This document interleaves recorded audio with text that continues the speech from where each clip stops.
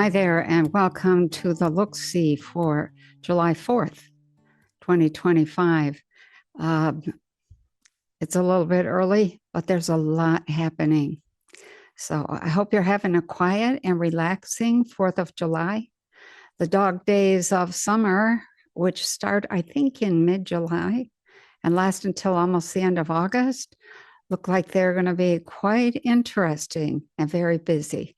So I decided to put the Look-See out early because so much is happening and will continue to happen. In asking for a keyword for this month, I heard the word gander. That's not a commonly used term any longer, but it refers to a male goose. I was immediately reminded of the old saying, what's good for the goose is good for the gander, which is sort of like saying, what goes around comes around. A goose makes a great watchdog, but it squawks at and even chases anything that moves. People, cars, other animals, you name it. The word goose can also be used as an insult and an indicator of immature or short-sighted decisions, as in, like, you silly goose, what did you do that for? So the word gander also means to to make a quick try at something. Like to see if you can figure out how to help, or maybe figure something out. So for instance, someone trying to fix something who just can't figure it out might ask for help. And a response from someone willing to help might be, well, let me take a gander at it, which means the helper is at least willing to make a quick try to fix it or take a quick look at the situation and see if any inspiration or helpful ideas come. So in thinking about this keyword, I'm wondering if it's pointing to the immature, short-sighted decisions being made by those in power. Did they think they could make a quick fix of something?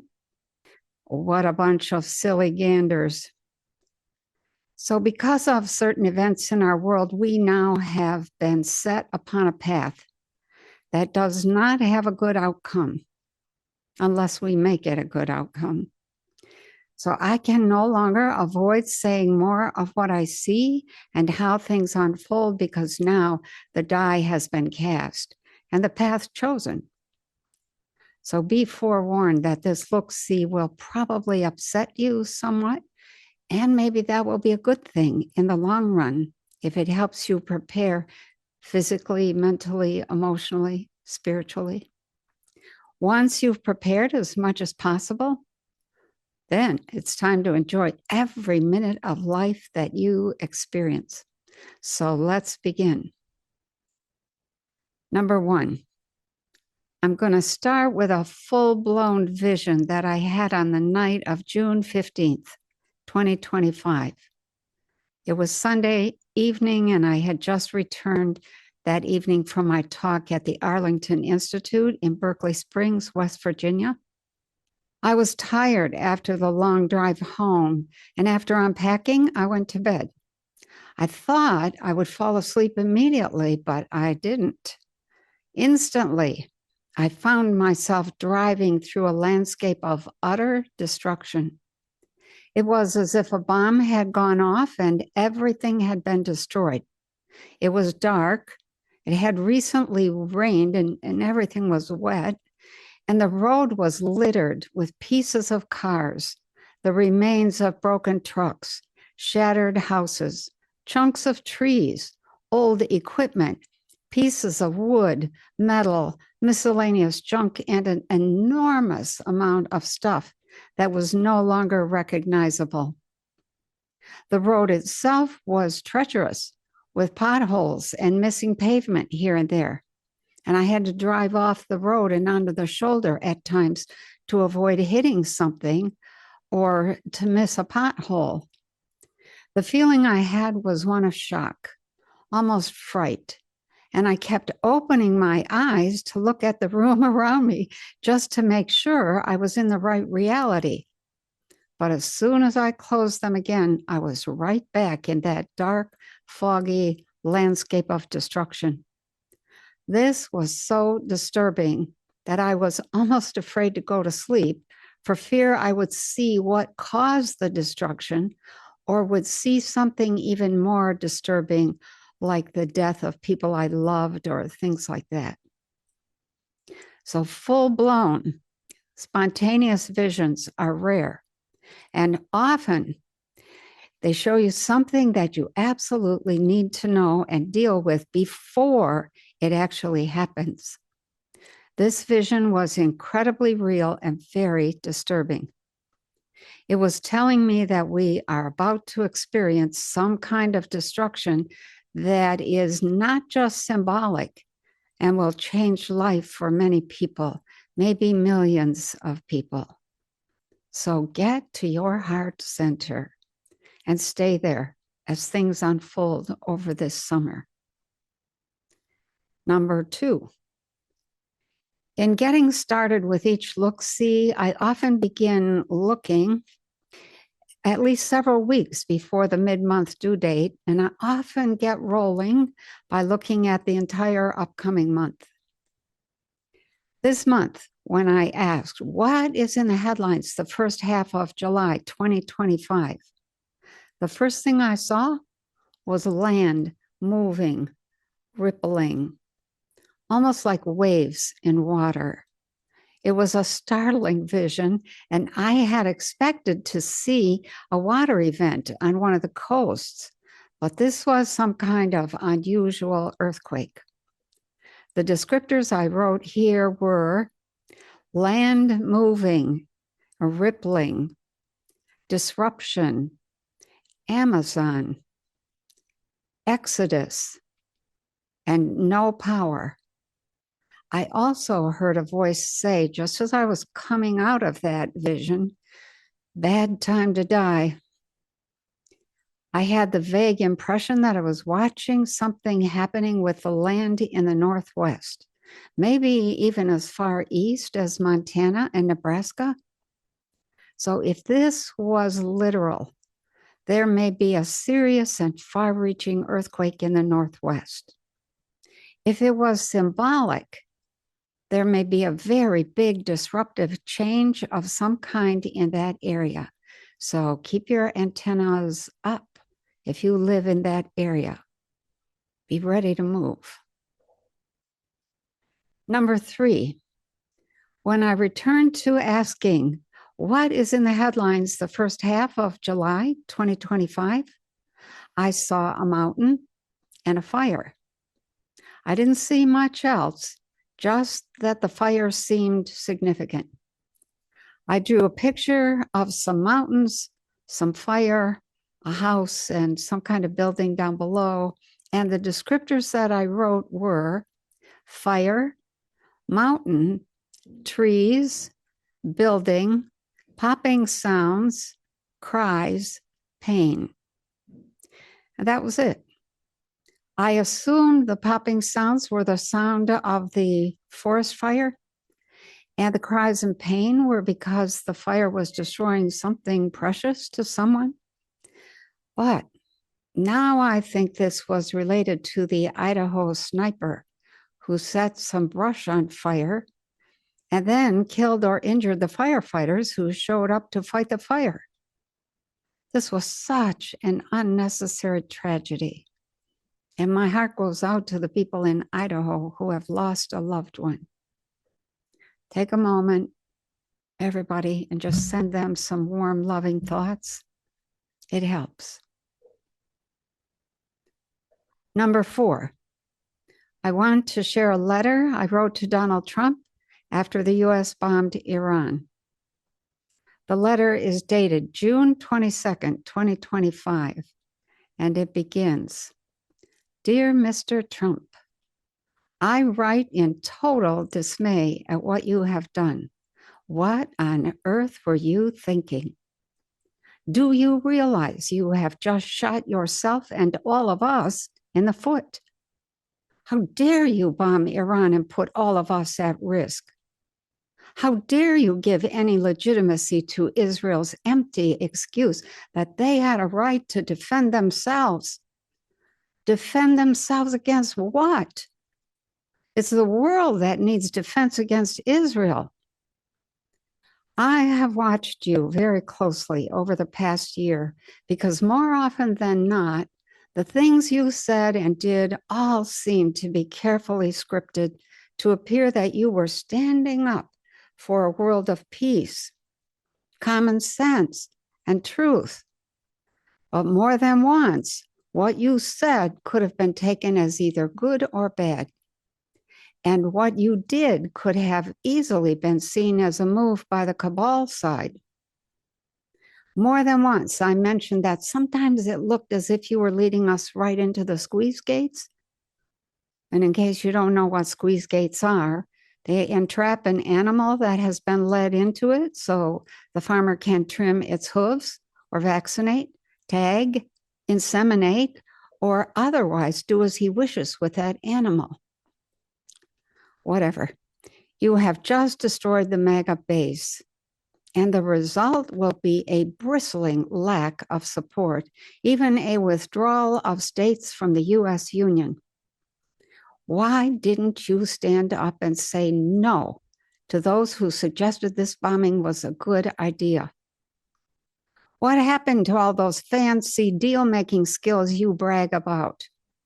Why didn't you use those to make some kind of agreement with Iran if you were worried about them?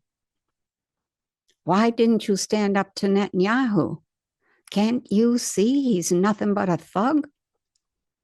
Why didn't you stop the slaughter in Gaza and force Netanyahu to the table? What happened to all that flowery talk about peace and stopping the loss of life? We are the ones who elected you, not Netanyahu. We are the ones you are supposed to be listening to, not Netanyahu and not the donors who gave you money. If you have to do what the donors say, then they didn't donate anything. They just bought you off. It's called bribery, and you fell for it. Not a very smart deal there. Are you nuts or just caught in delusion to think you can bomb a country like Iran and then say, okay, let's make a deal? Iran has thousands of years of history and experience on the world stage. We have 250. And it shows. Iranians are highly intelligent, capable, poetic, scientific, practical people. They are survivors. They have extraordinary weaponry that I dare say is just as powerful as the US and maybe more so. And now you have just invited them to begin attacking us. Are you trying to push them to attack us so you have an excuse to bomb them to smithereens? Are you setting them up the same way you set us up by getting our hopes up for a world of peacefulness, beauty, laughter, and cooperation with others around the planet? Getting yourself elected and then racing to accomplish all sorts of things we wanted taken care of, only to then betray us. Do you think you can smooth talk your way out of the situation now and that we will believe you? We elected you to stand up for us, to speak for us, to work for us. And we expected you to keep your word to us and the people of other countries. Now you have destroyed yourself in our eyes and destroyed us in the eyes of the world. Thanks a lot. Some say I should not be upset because you are not the real Donald Trump, that you are just a deep state actor posing as Trump. If you're not the real Donald Trump, you should watch your back because the boys and girls you are playing power games with will dispose of you as soon as they're done with you. And if you're not the real Donald Trump, where the hell is he? If he's hiding in some bunker somewhere, we should be aware that our country has been captured. And he should be aware that it's over for him. Maybe he just didn't have enough power to come out in the open and get rid of the fakes, the doubles, the clones, or the impersonators. Too late to come out now. Trust is gone. It's over. Shortly after the election last year, I was looking ahead to see what I could see about our future. I was very surprised to see that by the end of your first year in office, the country had turned against you. I mentioned it publicly once or twice, but I really hesitated to stick a pin in the balloon of euphoria that everyone was feeling. We had come together. We had accomplished something important in electing someone we wanted. We felt relief that sanity would return.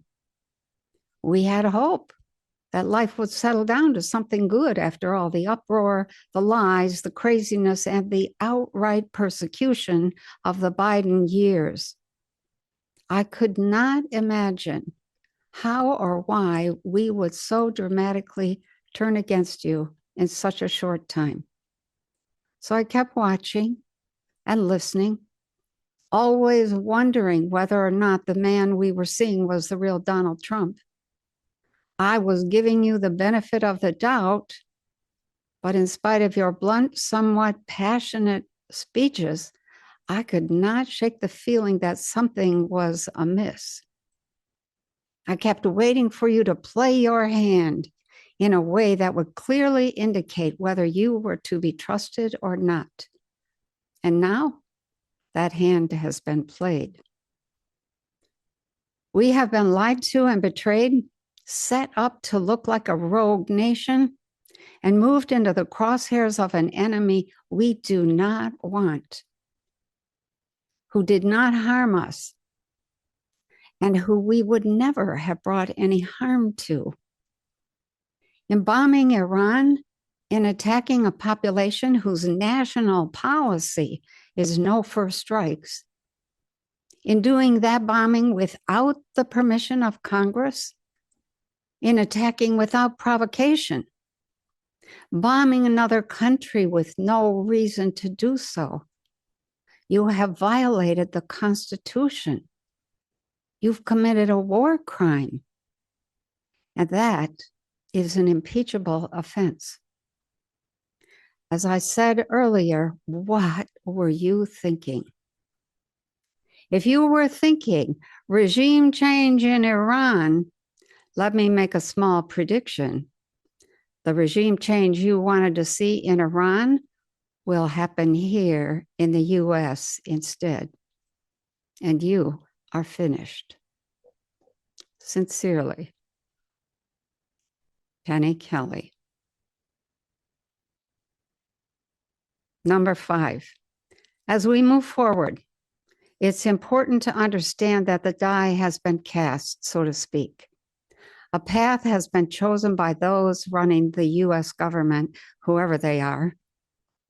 The things I kept seeing that were looming possibilities and that I hoped would not happen are now almost certain unless the population wakes up to a whole new level of awareness. The main things I see are complex and sometimes confusing, and they consist of events within the US as well as events between the US and other countries. So let me try to describe what I see. Things will devolve in 2 directions. In one camp, there will be the increasingly fierce organizing and forward push of those in power to solidify their grip on the US. In the other camp will be the increasing numbers of people who are withdrawing from any allegiance to the US and who will begin organizing to develop the world they want to see. Various groups within this second camp will also organize to secede from the US. The man who identifies as Donald Trump will continue to work to make America great again. and the news media will proclaim his successes and trade deals. However, he will essentially be building a sort of hybrid creature composed of some old values, new digital money, carefully placed and very subtle censorship, ongoing propaganda and debt slavery, with transhuman undertones disguised as technological progress.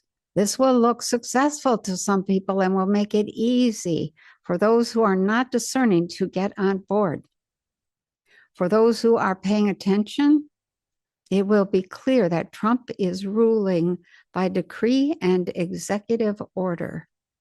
And this is what makes the split in our world obvious.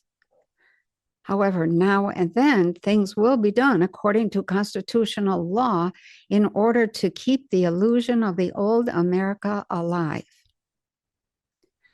For those in the other camp, what might be called the patriot economy, people will be taking charge of their time, their money, and their health. They will homeschool their children, grow their own food, work at small businesses that they own, and adapt where necessary. Some people will keep one foot in each camp for a while. They will join Trump's new digital world and the patriot economy, especially in the beginning. But those who feel betrayed by Trump will not want any part of the world he is creating or anything headed by him. Even though they may toe the line for a while as they make the shift to greater self-sufficiency, they will eventually withdraw into the patriot economy. The two camps coexist for a while, but end up fighting, using words and lawfare as well as physical fighting. What we will see quite clearly as the year unfolds is that the world has split into two: the camp of those who still believe in the US government and who support that system, and the camp of those who are organizing themselves to live outside that system and who are being forced to be more self-sufficient in every way. Regarding the fighting between the two camps, most of the aggression is coming from the US government, which is directing its aggression toward those who are outside their system and no longer willing to support it. Waves of political assassination take place, and there will be attempts to breach the Capitol and the White House, which ends up being destroyed. If the real Donald Trump shows up and tries to tell a different story or explain why this or that was allowed to happen, there will not be enough trust for him to get any traction. I could hear people saying things like, too late, too much water over the dam to go back. There will be quiet, almost sneaky attacks on the US by Iran and other countries, other enemies of Israel, in attempts to get revenge without our ability to pinpoint who the perpetrators are. This includes attacks on the energy grid, the water control systems, which I thought were dams, big dams, and even small dams, offshore underwater communication lines, and attempts to create landslides and tsunamis that damage the coastlines. New York and Washington, D.C. are particularly at risk and may not survive. It might be time to check your pantry shelves and be sure you have what you need on hand if things get bumpy in your area: food, water, seeds, batteries, meds, a solar generator, etc. Over the next year or so, the US will continue fighting and supporting ongoing wars and proxy wars with other countries. At the same time, there will essentially be a quiet civil war taking place inside the US. There will be increasing unrest and even rioting in a number of cities, most of which are losing population at a serious rate. During this time, all this uproar, volcanic activity will increase, causing migrations away from some areas, especially in the Northwest and in California.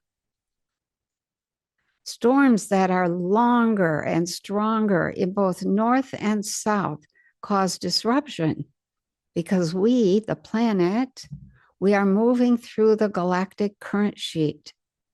We also have a magnetic excursion taking place in which both North and South poles are moving. And they're moving rapidly, I might add. And the AMOC, that's the Atlantic Meridional Overturning Current, the AMOC, is slowing down. There will be so many more storms and floods that people who have weather control technology will no longer need to create storms. They will just need to guide the existing ones, and that will be enough to cause havoc. The result is stress on people, some crop failures, and disruption of deliveries due to impassable roads or washed out bridges. People begin to realize that the US is controlled by Israel and has been for a very long time. Read the book, Guilt by Association.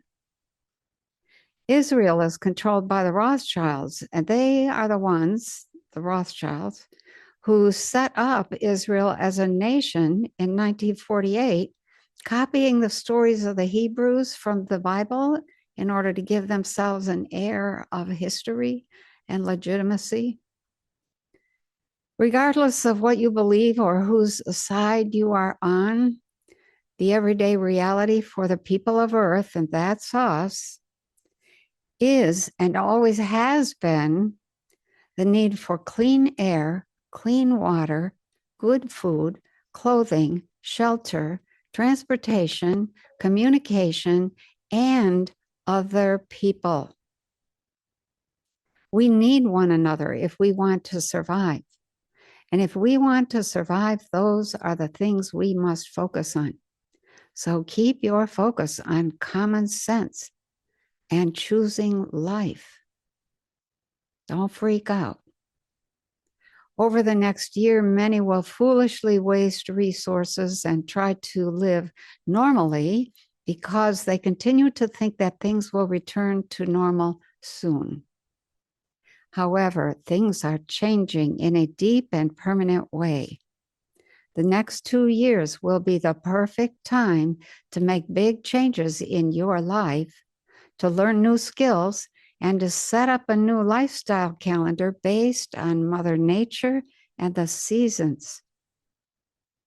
The ongoing wars with other countries and the civil war inside the US eventually turns to become all-out rebellion against the US government. And that looks to be true in other countries as well. People turn against governments. This gets very messy. The relentless warlike aggression by our government looks like it may be ended by Russia, who somewhat mercifully takes out the government in an attempt to rescue the good people of the US and stop the wars of aggression with other countries. I would love to say that Trump and team succeeds in surviving, taking down the deep state, transforming the Fed, and bringing peace to the world. But even though he works at that, that's not what I see. It could be done, but the stresses and persecution of the people of the US for over 5 years has brought the majority to a place of complete distrust of government and a sense of waiting for it to crash and be gone, even though there are some fears around what that might mean. It looks like people have discovered another alternative, and that alternative is based on greater freedom. and they just can't get back in the U.S. debt saddle again. Number 6. There are many conflicting stories about the missile strikes in Israel and Iran. One example of conflicting stories is the argument about whether Iran's nuclear capability has been destroyed or not. Trump, Hegseth, and Rubio insist that it has been. Some analysts say that Iran moved everything before the attack came, and there is no way that the destruction witnessed at Fordo, Isfahan, or Natanz was enough to destroy that program. Some people in the intelligence community say the nuclear facilities were much deeper than the bombs were able to reach. So the people who actually know whether or not the nuclear capabilities were destroyed or not, and that would be the Iranian officials, they're not saying anything. So when it comes down to, or what it comes down to, is what you want to believe. But beliefs are not knowledge or actual experience. Beliefs are substitutes for reality. The thing to understand about Iran is that picking a fight with them was a terrible mistake. As I wrote to John Claude immediately after the bombing, Iran has extraordinary plasma weapons, almost on a par with some off-planet groups. These weapons go far beyond nuclear bombs, which they consider to be big, clunky, and very messy when they explode. Off-planet people have weaponry that simply dissolves some individual, a machine, or anything. The weapons held by Iran will dissolve enough of an individual, a machine, or a thing such that it just shuts down and stops working. Russia, Iran, and the US, or at least the breakaway civilization of the US, have some of this extraordinary weaponry as well, but no one wants to admit what they have. 10 years ago, we were warned to leave Iran alone. I think the biggest lesson here for the people of the US is going to be that leaders who do not listen are not leaders. They are bullies and strongmen. Number 7. At the start of the Ukraine war, perhaps you'll recall that some of the war rhetoric insisted that Putin wanted to take over all of Ukraine and even all of Europe. When you hear people talking like that, fanning the flames of war by declaring what the intentions of an enemy are claimed to be, you should be aware that such accusations are telling you the intentions of those fanning the flames of war. A perfect example of this is Zelensky and NATO insisting that Putin wanted to take over all of Ukraine. Thus, even though Putin repeatedly said and demonstrated that he did not intend to take over all of Ukraine, it was clear that Zelensky and NATO intended to push Putin to do exactly that. They have pushed him by opening new battle lines, helter-skelter, all over Ukraine. And Putin keeps moving deeper into Ukraine to deal with all of them. Once Putin ends up crossing the Dnieper River and subduing Kiev, Zelensky and NATO are going to say, "See, we told you so," which will then be used to start a wider European war. Number 8. The advance of Islamic candidate Rohan Mamdani, who just won the New York primary for mayor of New York, provides another very good lesson in the ridiculous blowback and thoughtless reactivity of the human population. Everyone loves the idea of something for nothing. Everyone has cherished dreams of what could be. And Mamdani is handing out the Kool-Aid freely, making promises just like every other politician. But they are promises he will never be able to keep because they aren't realistic and they don't have any means of support. Taxing the rich to pay for the poor does not work, and the rich will simply vacate New York in the same way they are vacating California. The only way that Mamdani's ideas would ever work is if the entire population of New York were to evolve into a higher state of consciousness. This state of consciousness creates an awareness of personal responsibility, truth, high-level ethics, and love. But higher consciousness has no interest in socialist systems. And higher consciousness is not what exists in New York. The reason socialist fantasies don't work is because they attract those who have not done much inner work. These people end up caught in a tangle of their own fears, childish demands, immature comparisons that lead to jealousy, feeling bad, expecting to get more than you give, wanting to be taken care of instead of taking care of others, and often desires for vengeance in response to feelings of, that's not fair. In other words, all of the base emotions that characterize immaturity and selfishness. This ends up ruining any plans to have a fair and beautiful socialist society. Human beings are similar in physical build, chemistry, and their humanness, but they are vastly different in personal dreams, preferences, beliefs, ambition, emotional conditioning, and worldview. When socialism is in power, the ambitious few who usually keep the engines of business and relationships running will simply quit. There's no payoff for them. The payoffs are usually financial and the feeling of doing something interesting and helpful that makes things or life good for others. When these ambitious few quit, the whole thing stops working. They enter a period of malaise and then collapse, sometimes into rebellion. Socialism homogenizes society into a pablum of sameness.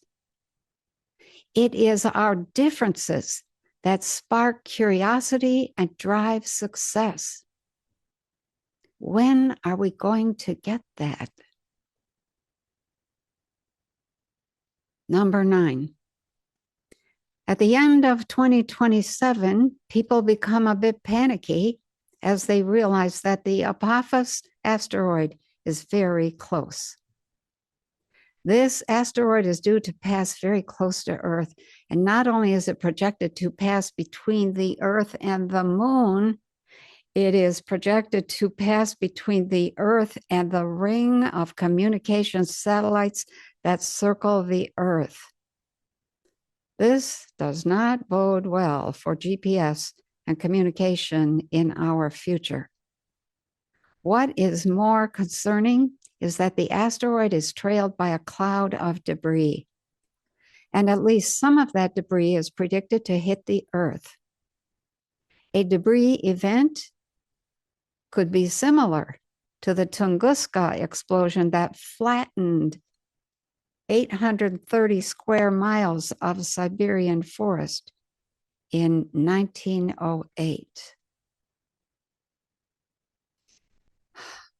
What are our options there? Think about that. Number 10, if there's anything I see that is critical, and all of what I've already said is critical, It is the demoralizing effect of feeling that we are now subject to open attack. This will be complicated by food systems that will not produce nearly enough to feed people because farmers could not afford the price of oil and gas or couldn't even get it. Thus, they planted less. Food processors have trouble finding people to work, and they are also hampered by the price of oil, gas, and electricity. Take responsibility for feeding yourself and for maybe one or two others outside your little circle. We need each other. Number 11, the globalist empire is said to be collapsing, but it only appears to be collapsing. It's really morphing and changing shape. As it does so, it will take the old US with it. The US will appear to collapse simply because we were a keystone part of the globalist structure. For those who are ready to help shape the future, the next 5 years will be a watershed period for those seeking to create a new Earth. It is the ability to navigate rough waters, keep your integrity, and act in ways that positively affect yourself and those around you that make a better world. Let's do it. So that's it for this look-see. For those who are watching or listening for the first time, the look-see is a brief look at what's happening in our world and where the big trends are headed. Reality is not fixed. It's very dynamic, and it changes according to what we are doing with our consciousness. Nothing becomes real until we make it real. We make a choice or take some kind of action. Maybe we put something together or take something apart. Those are the decisive actions that determine our path and outcome. Of course, once we set something in motion, it takes a lot to make a change or get things going in another direction. And that's the reason for looking ahead. If we don't like the direction things are going, we can make appropriate changes in a timely way or prepare for what may look inevitable. If we see something we like, we can put some conscious attention on that outcome and help things along. It's important to look ahead and assess what is happening and where we are going, even though sometimes it's kind of scary to see. It's better to be prepared. So if we look ahead and we see what's happening, we know whether or not we need to do something different. Thank you so much for listening. Keep your eyes open and your wits about you. And I have to say, much love to all of you. And forgive me for having to say what I see. I know it's hard to hear such things, but with a firm mind, we can amend at least some of it and maybe a lot of it. We just can't collapse in, helpless victimhood. So we should at least try to change things. If enough of us work together, we can make a huge difference in what unfolds. So, make a better world. I'll see you in August.